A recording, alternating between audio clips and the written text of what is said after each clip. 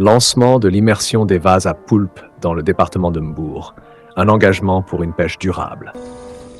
Aujourd'hui, nous semons les graines d'un Sénégal souverain, juste et prospère pour les générations futures.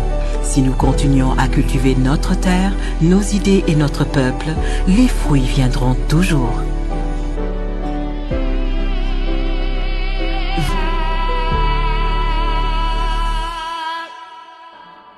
Le vendredi 25 octobre 2024, Dr Fatou Diouf, ministre des Pêches, des Infrastructures maritimes et portuaires, a présidé le lancement de la phase annuelle d'immersion des vases à poulpe dans le département de Mbour, dans l'arrondissement de Sandia, commune de Le thème de cette année, la gestion durable du poulpe, un défi majeur pour les CLPA de la Petite Côte, souligne l'importance de la préservation de cette ressource pour l'économie locale et nationale. La pêche occupe une place stratégique dans l'économie sénégalaise, contribuant de manière significative à la sécurité alimentaire, à la création d'emplois et au développement économique. Dans ce contexte, le département de Mbour se distingue comme un pôle halieutique essentiel. En effet, Dr Fatou Diouf a rappelé que ce département est inscrit dans le nouveau référentiel de développement comme une zone clé pour la promotion de la pêche durable et l'exploitation responsable des ressources marines. Le projet d'immersion des vases à poulpe a été lancé en 2004 dans la localité de Nying avec l'appui de la JICA et a débuté avec seulement 25 pots. Aujourd'hui, cette initiative s'est amplifiée grâce à une appropriation solide par les acteurs locaux, regroupés au sein des conseils locaux de pêche artisanale, CLPA. Cette stratégie de cogestion contribue activement à la régénération de ces stocks de poulpe et à la préservation de cet écosystème fragile.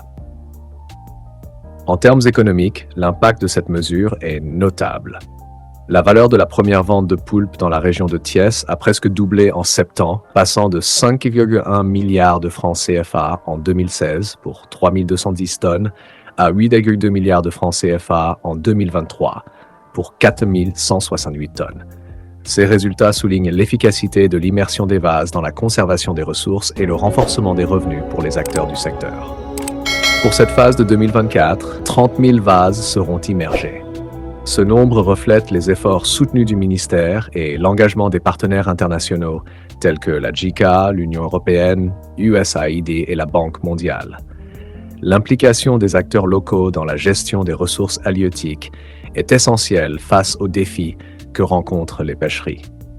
Dr Fatou Diouf a appelé à une mobilisation continue de toutes les parties prenantes pour inverser la tendance de déclin de certaines pêcheries en mettant l'accent sur une gestion durable et concertée.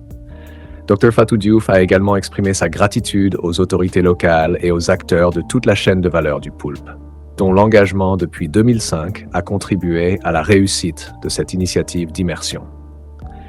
Elle a encouragé vivement le maintien de cette dynamique et la synergie d'action des CLPA pour garantir la durabilité de la ressource.